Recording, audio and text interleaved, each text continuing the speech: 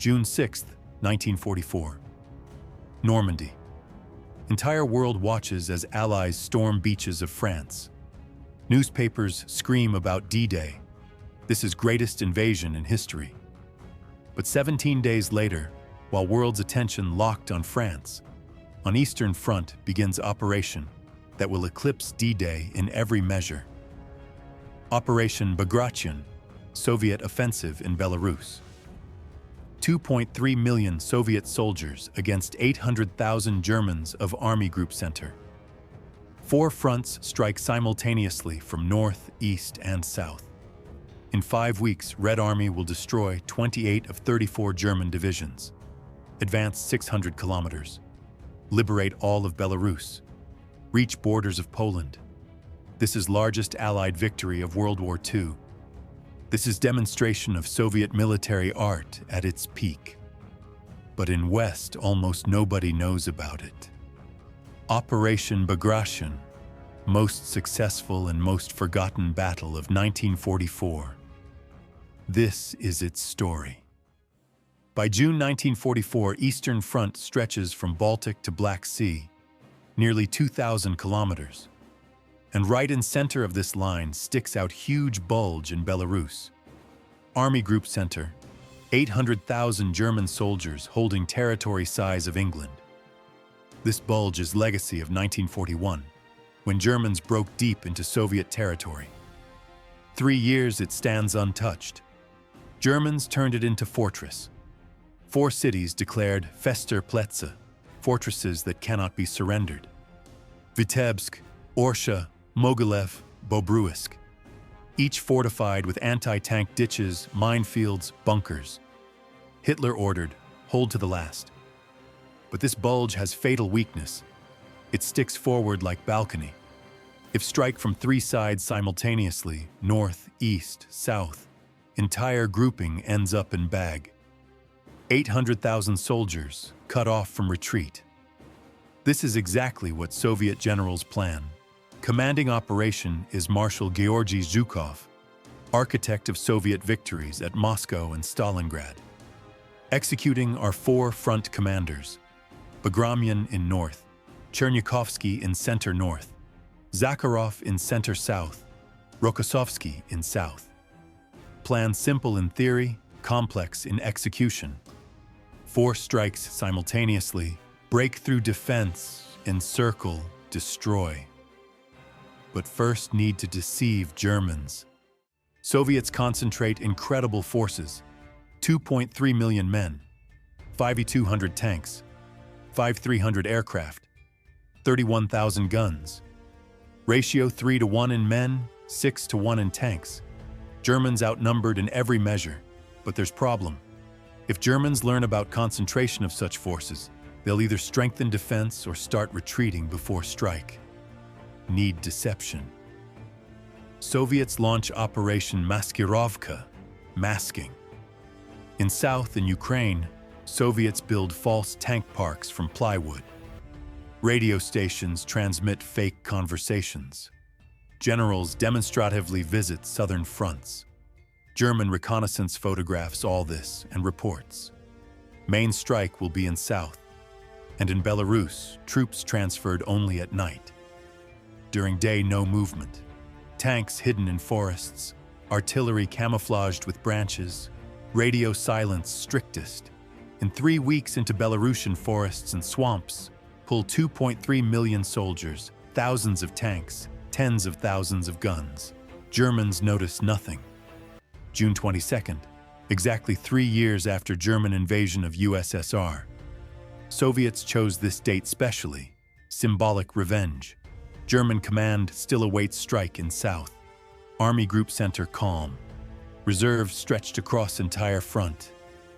At night, Soviet troops move to starting positions. Tomorrow at dawn, hell begins. June 23rd, 4 a.m. Silence of Belarusian forests explodes with roar of 31,000 guns. This is most powerful artillery preparation of war on Eastern Front. 2 hours of continuous fire turns German positions into lunar landscape. At 6 how attack begins, not in one place, in 4 simultaneously. First Baltic Front of Bagration strikes at Vitebsk from north. Third Belarusian Front of Cherniakovsky at Vitebsk from east and at Orsha. Second Belarusian Front of Zakharov at Mogilev. First Belarusian Front of Rokossovsky at Bobruisk from two sides. 4 strikes simultaneously along 1,000-kilometer front. German command in shock. They expected attack in south in Ukraine. Here they have no reserves.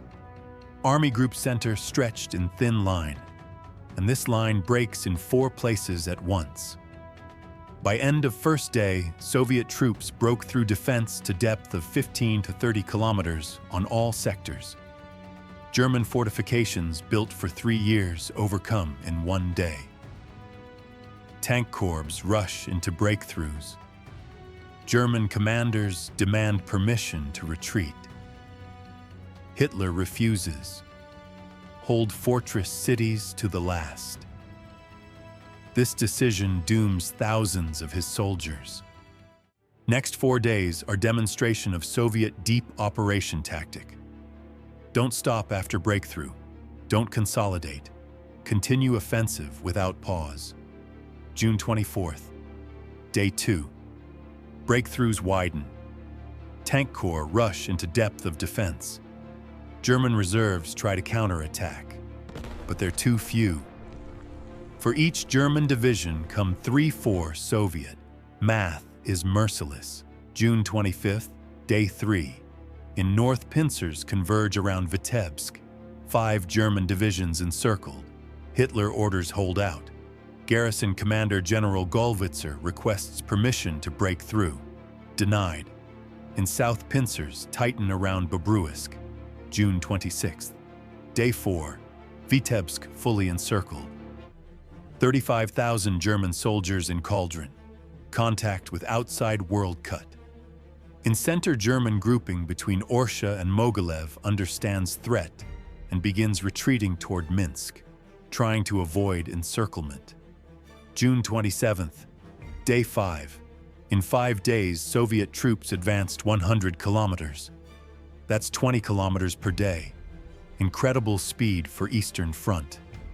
For comparison, German Blitzkrieg of 1941 advanced at roughly same speed. Now Soviets use German tactics against them. Pace of offensive doesn't slow. Germans can't organize new defense line. Every attempt to stop Soviets breaks against numerical superiority and speed of advance. Army Group Center falling apart. June 28th. Day 6 of operation.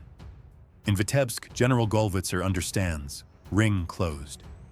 35,000 of his soldiers encircled. 5 divisions in Cauldron. Contact with Army Group Center lost. Radio message to Hitler. Permit breakout. Answer, hold to the last. Gollwitzer knows this is death sentence, but he's Wehrmacht general. He follows orders. 3 days his troops repel Soviet attacks, expending last ammunition and food. Soviet artillery methodically destroys city block by block. June 30th, Gollwitzer understands, can't hold longer. He does what he should have done 3 days ago. Orders break out west without Hitler's permission. At night, 8,000 soldiers try to break through. Soviets wait for them.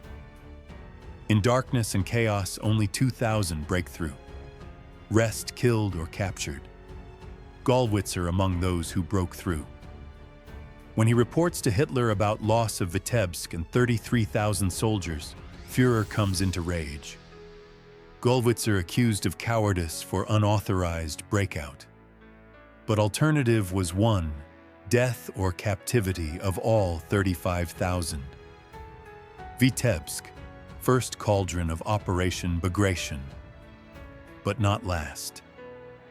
At same time in south another ring tightens. While Vitebsk agonizes, in south same story repeats. Bobruisk, 70,000 Germans encircled by pincers of 1st Belarusian Front of Rokossovsky.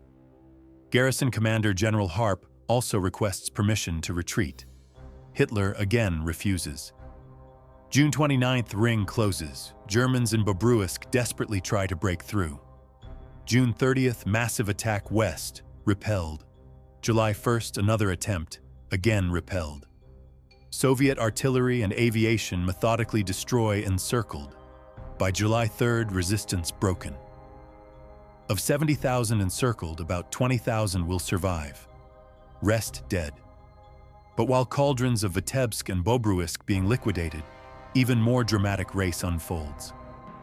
Central German grouping, about 100,000 soldiers, retreating from Orsha and Mogilev area toward Minsk, capital of Belarus.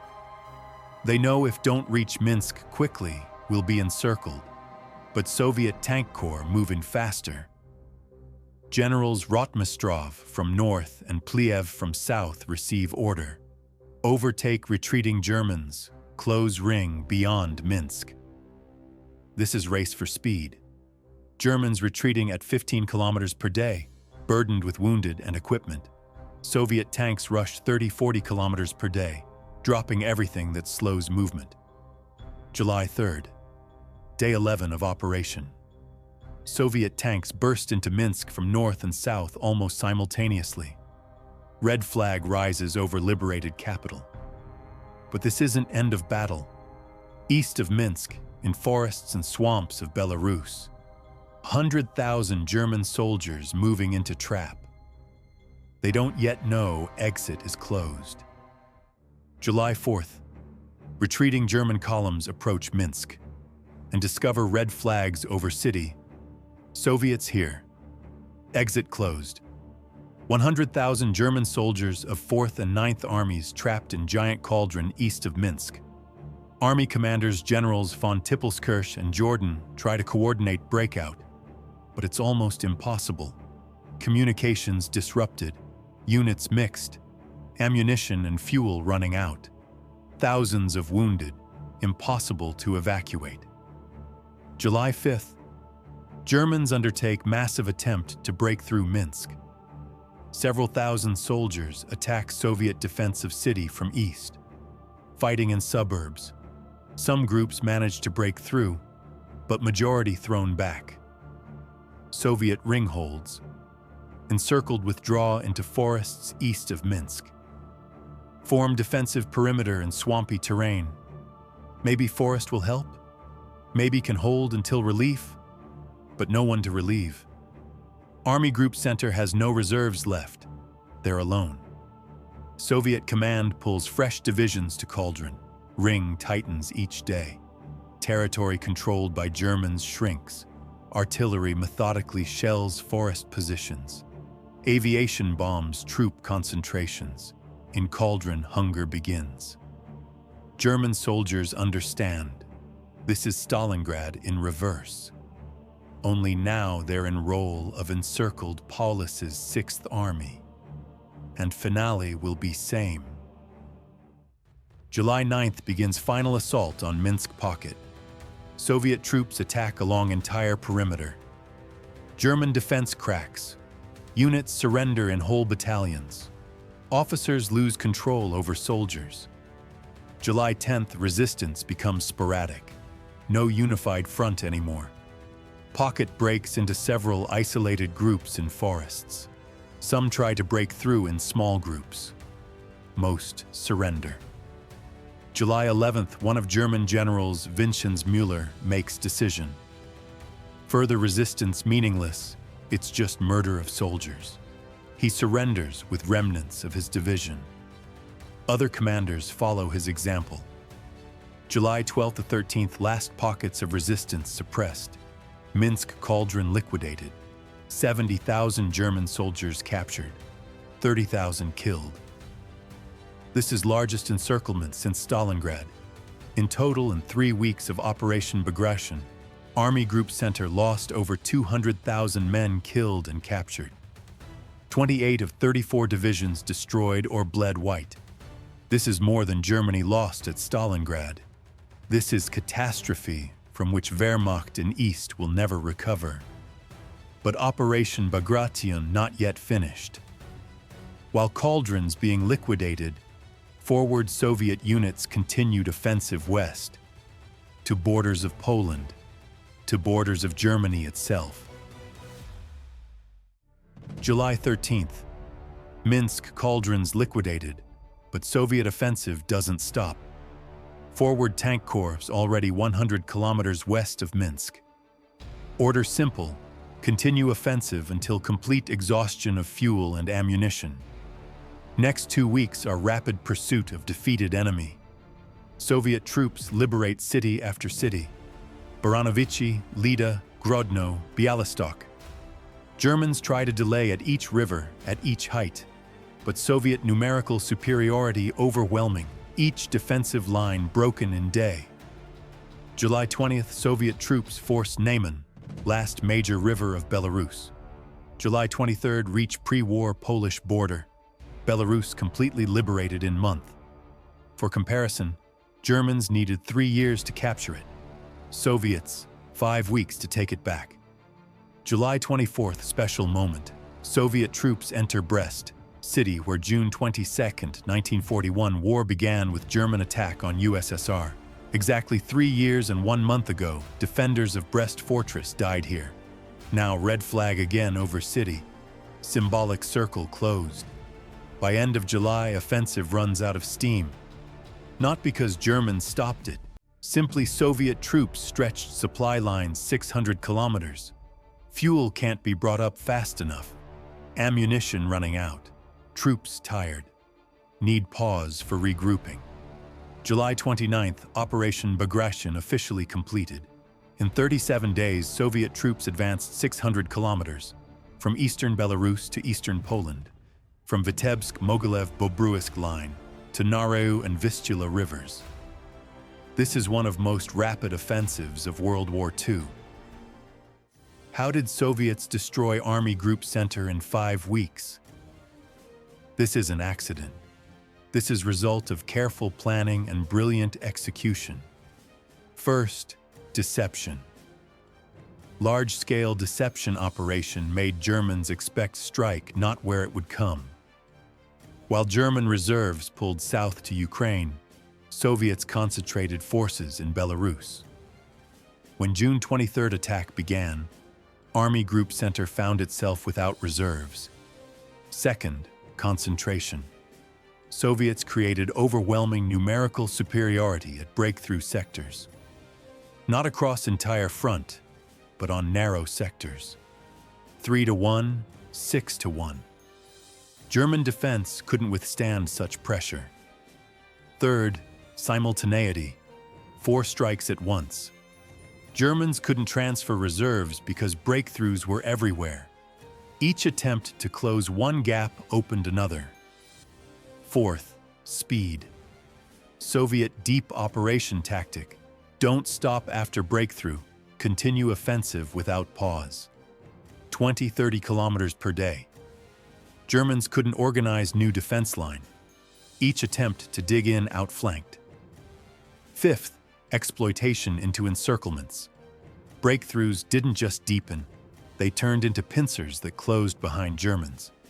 Vitebsk, Bobruisk, Minsk, 3 huge cauldrons in 3 weeks. This wasn't like Soviet offensives of 1941-1942, when attacks drowned in blood. This was demonstration of military art honed by 3 years of war. Red Army of 1944 was completely different army than in 1941. Numbers tell story. Army Group Center lost 400,000 men, more than at Stalingrad. 28 of 34 divisions destroyed. That's third of all German forces on Eastern Front, annihilated in 5 weeks. Soviet losses also heavy, 180,000 killed, 590,000 wounded. But unlike Germans, who lost irreplaceable regular divisions, Soviets could replace losses. Industry worked at full capacity. Reserves existed. Comparison with D-Day shows scale. Normandy landing, 156,000 men first day, 80-kilometer front.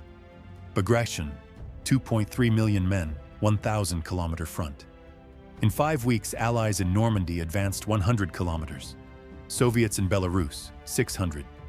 But in West, almost no talk about Bagration. All attention riveted to Normandy. Soviet victory remained in shadow. Why? Partly because Western allies didn't want to admit that main role in defeating Germany played by USSR. Partly because Cold War began, and West preferred to forget Soviet achievements. But Operation Bagration forever changed course of war. After it, Germany could no longer win, Eastern Front collapsed, path to Poland open, path to Germany itself open. In 9 months, red flag will be over Reichstag, June 23, 1944. While world watched, Normandy in East began operation that decided war's outcome. Operation Bagration, forgotten but greatest victory of 1944.